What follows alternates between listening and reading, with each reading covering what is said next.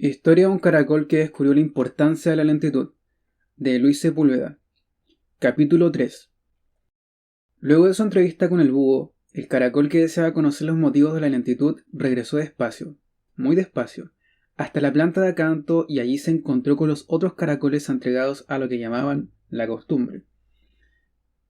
En cierta ocasión, aunque ninguno recordaba con precisión cuándo había ocurrido, el viento llevó hasta el prado unas hojas de colores de formas regulares y de bordes tan lisos como jamás habían visto entre los árboles y las plantas que conocían.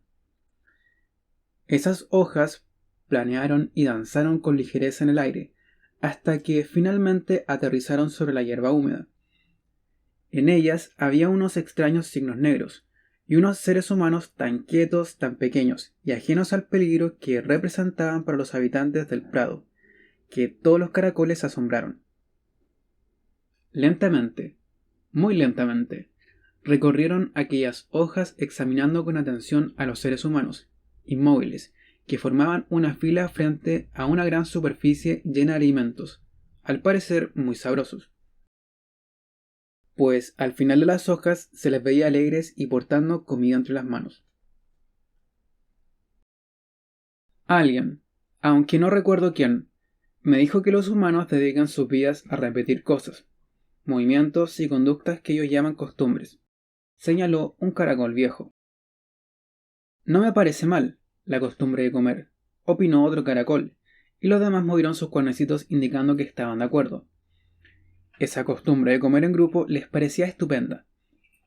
A partir de ese día abandonaron el hábito de comer solos, y a cualquier hora, impelidos nada más que por el hambre, y decidieron hacerlo juntos, y al ocaso, reunidos bajo las gruesas hojas del acanto.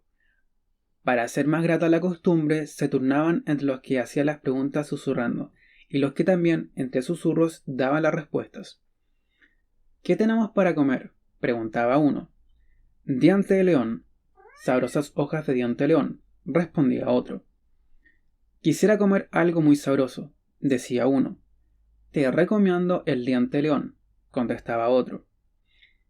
Gracias a la costumbre, cada tarde se juntaban los caracoles bajo las hojas del acanto a comer hojitas de diente de león, y mientras se afanaban en ello, hablaban muy bajito acerca del infatigable trabajo de las hormigas, de la altanería de las langostas que cruzaban el prado, a largos saltos sin detenerse a saludar a ninguno, y también de los peligros que los acechaban. Temían sobre todo a las orugas, capaces de vencer la fuerza con que se aferraban a las hojas del acanto, y a los escarabajos cuyas poderosas mandíbulas podían romper sus conchas. Pero a los que más temían eran a los seres humanos. Cuando un caracol susurraba ¡plash! Y otro más, y todos repetían el susurro de alarma, sabían que, por culpa de esa manera descuidada de moverse que tenían los humanos, posando sus grandes y pesados pies en cualquier parte, muchos de ellos no llegarían a la placentera costumbre del ocaso. El caracol que deseaba conocer los motivos de la lentitud participaba cada tarde de la costumbre de comer y comentar los hechos del día bajo el acanto, y no cesaba de hacer preguntas acerca del porqué de la lentitud y de por qué no tenían nombres. Vamos a ver, le respondió una tarde un caracol, de los más viejos, y que ya estaba bastante cansado de sus preguntas. Somos lentos porque no sabemos dar los saltos de la langosta, ni volar como las mariposas. Y en cuanto a lo de tener nombres, debes saber que solo los humanos son capaces de darle un nombre a las cosas, y a los seres del prado. Basta ya de preguntas insensatas. Si insistes, te expulsaremos del prado. Al caracol que deseaba conocer los motivos de la lentitud y quería tener un nombre, le dolió esa amenaza. Y también le dolió que ninguno de los otros caracoles lo apoyara o lo defendiera. Y más todavía le dolió que algunos murmuraran: sí, sí, que se vaya, queremos vivir tranquilos. Entonces estiró su cuello todo lo que pudo, movió los cuernecitos hasta mirarlos a todos uno a uno, y elevando el tono de su voz todo lo que le permitía su diminuta boca, dijo: pues miré, y regresaré solamente cuando sepa por qué somos tan lentos, y cuando tenga un nombre. Capítulo 4. Sin dejar de comer, Los demás caracoles vieron como el caracol que deseaba conocer los motivos de la lentitud y además quería tener un nombre se alejaba poco a poco, muy poco a poco, hasta desaparecer tras las hierbas más altas del prado.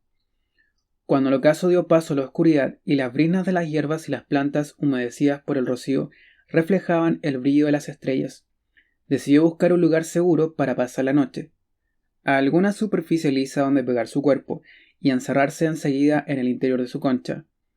Lentamente, muy lentamente, avanzó primero hacia un costado y como no encontró más que hierbas, cambió su dirección hasta que sus diminutos ojos vieron una piedra no muy alta, que le pareció un refugio estupendo. Trepó, muy poco a poco, y al llegar a la cima escogió el lugar más liso. A continuación estiró los músculos, cubrió un espacio similar al que ocupaba la entrada de la concha, y luego los contrajo. Con un par de movimientos comprobó que estaba bien adherido a la piedra y se dispuso a dormir. En el interior de la concha la oscuridad era total.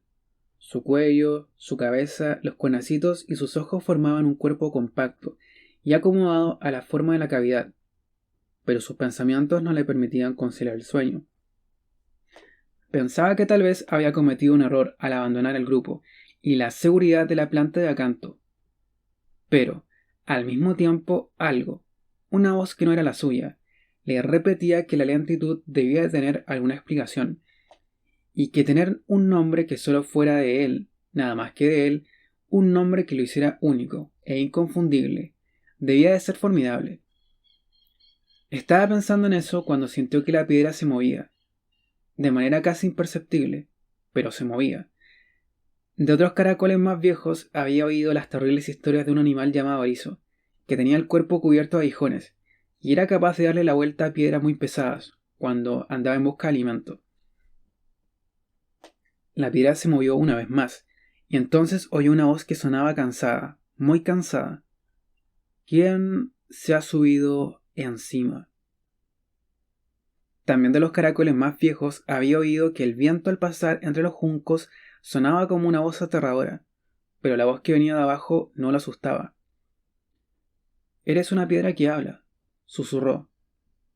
«Una piedra que habla. Si me ves así, no me importa. No es ofensivo. ¿Y tú? ¿Quién eres?» «Soy un caracol y me he pegado a ti para pasar la noche. ¿Me dejas?» «Un caracol, sí. Puedes quedarte, caracol. Tú y yo nos parecemos».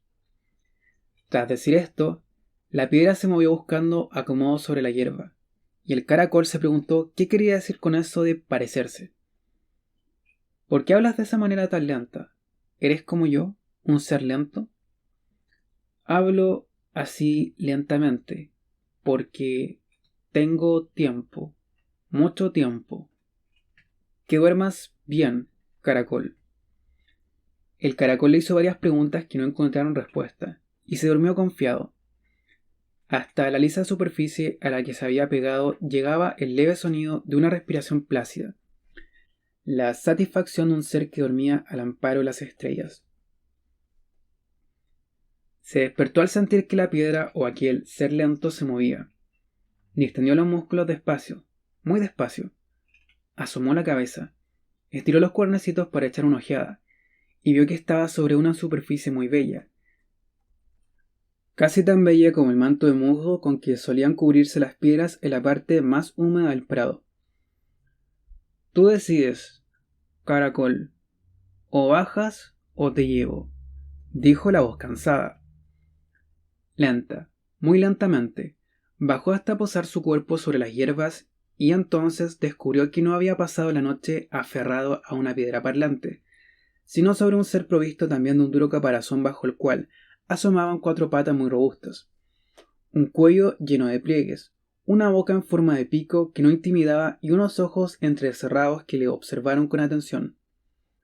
«Soy una tortuga», exclamó al comprobar que el caracol estiraba el cuello para mirarla. El caracol nunca había visto un animal que, con semejante envergadura, no causara espanto, y así se lo dijo. La tortuga acercó la cabeza para oír mejor su vocecita, y le contó que todavía le faltaba mucho por crecer. Con su lenta y parsimoniosa manera de hablar, como si buscara las palabras más precisas en un esfuerzo que la fatigaba. Le refirió que también había sido un ser pequeño y temeroso, y que estaba emparentada con los grandes galápagos de vías tan longevas que precisaban de cuerpos enormes para conservar el recuerdo de todo lo que habían visto, oído, temido, amado, de los motivos de la ira y de la alegría, del porqué del calor y del frío, del aterrador fuego y de la refrescante agua. La tortuga empezó a avanzar, y a cada paso que daba, aunque se movía lentamente, muy lentamente, obligaba al caracol a un esfuerzo enorme para mantenerse a su lado. Al cabo de poco tiempo se sintió extenuado y le pidió permiso para volver a subir a su caparazón. No puedo seguir tu ritmo. Para mí eres muy veloz, indicó el caracol. ¿Yo? ¿Veloz? Es la primera vez que me lo dicen. Sí, caracol, sube, contestó la tortuga. Una vez arriba y acomodado tras la cabeza de la tortuga, el caracol le preguntó hacia dónde iba, y la tortuga le respondió que esa no era la pregunta más adecuada, y que en realidad debía preguntarle de dónde venía. Así, mientras la tortuga avanzaba y el caracol sentía que las hierbas del prado se sucedían con una rapidez para él desconocida, ésta le narró que venía del olvido de los seres humanos. No sé qué es el olvido, y tampoco conozco a los seres humanos, susurró el caracol.